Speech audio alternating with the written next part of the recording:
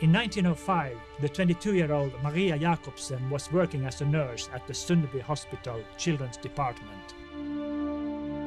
Some people from the Danish branch of Women's Missionary Workers offered her to go abroad as a missionary nurse.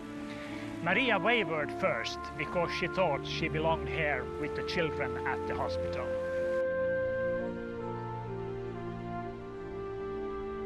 The offer to leave for the East was a true shock for a young girl who had visited lovely European cities. How would her own family respond?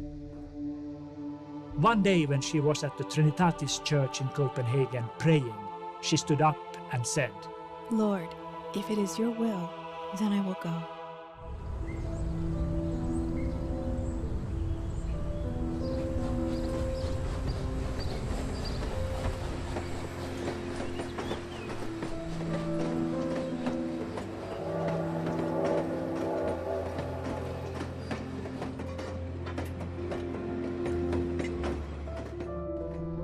The American organization Near East Relief was mainly functioning in Kharbert and Mesre.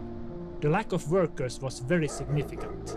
Tens of villages spread in the mountains, thousands of suffering people, and a few doctors. Maria would visit 10 families a day in every village.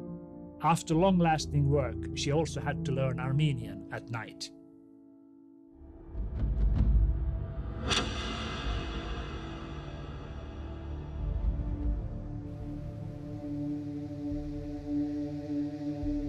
In Talcotine, all the women had been assembled and killed. The men had been killed much earlier. Women were ordered to take off their clothes, then piling 2 or 3 of them on top of one another, they beheaded them. The women in the bottom would not die from the first blow. The soldiers would scream, "Those who are alive should stand up. We are going to take you to Mesre to be healed." And they would kill all of those who would stand up. But those who pretended to be dead were able to flee afterward.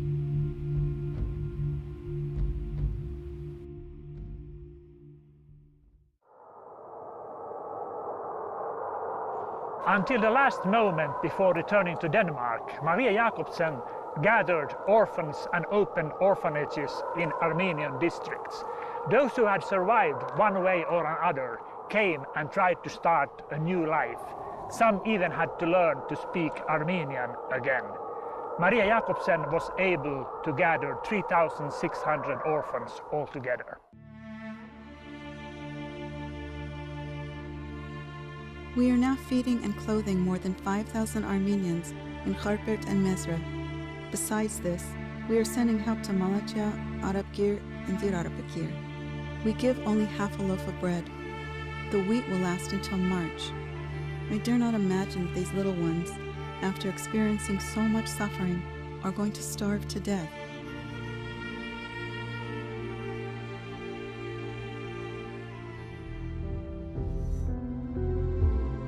The Near East Relief American Welfare Agency had begun the evacuation of 110,000 Armenian orphans to Greece, Eastern Armenia, Russia, Syria, and Lebanon.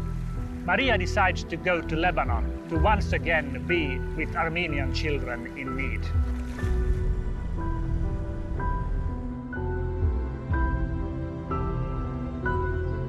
In July 1922, Maria Jacobsen settles in Suk Mikael, located between Jibeil and Beirut. This is the first Danish orphanage in Lebanon. It gets filled immediately.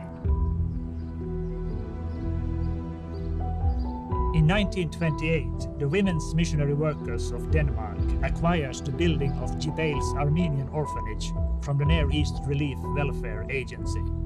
This is where the Danish Bird's Nest Orphanage gets established.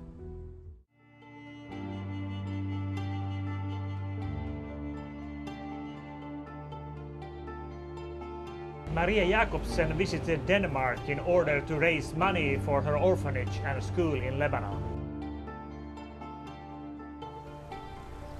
In 1957, in Denmark, in the accounting meeting of the Danish Friends of Armenia, Maria Jacobsen states, "I think I am seeing Denmark for the last time." She knew that she would end her life away from her birthplace, next to her adopted people. In the 20th century, the role of women was changing. women were more and more recognized for their achievements. The Danish state gave both Karen Jeppe and María Jacobsen the Royal Gold Medal Award in appreciation of their humanitarian work. Before that, only men had received this award.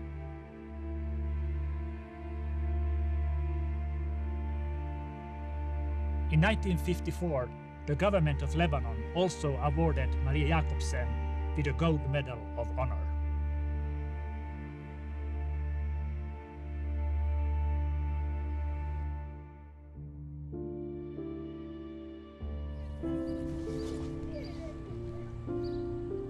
They never had a family and children of their own.